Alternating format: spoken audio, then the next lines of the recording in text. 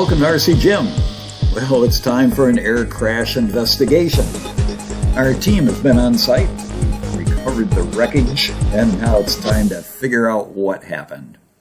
Well, let's begin with a story from the pilot. So who's got the story to tell? I have. I'll write it up. Oh, I've got to video it, so I'll write it up for you. Yeah, the poor old thing, it's been in the bush. Second visit to bush. Originally belonged to Michael Finger. He crashed it, then I think somebody else took it over. I think Phil took it over and he crashed it. Then I took it over and rebuilt and got it flying. It flew beautifully. But then the second flight, it just went out of control over the back there. It disappeared into the soggy bush. And so it goes. Poor thing. Sad song. Well, naturally, our investigators had to look into this in detail to see just exactly what happened to big old Bighorn here, or whatever it is. He certainly had some problems, and he seems to be dripping a bit. What is going on here? Yeah. It's all in the tip. It'll take a while to soak through the ribs. Yeah. Get back to the... Now you have to stop for a second, but It's all in there.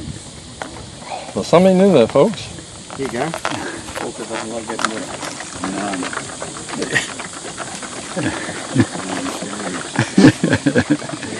Yeah, I can hear that. Why won't it come out? Feel the weight of that one.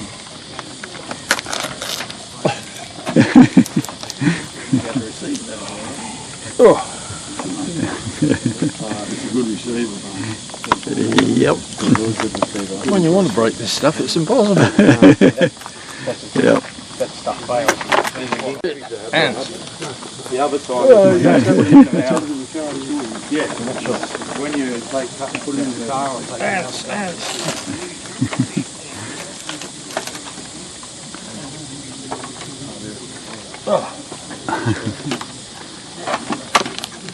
Well, as the investigators literally dug into their investigation, they found some interesting things, such as water inside the wings and everything rotted and full of ants and who knows whatever else.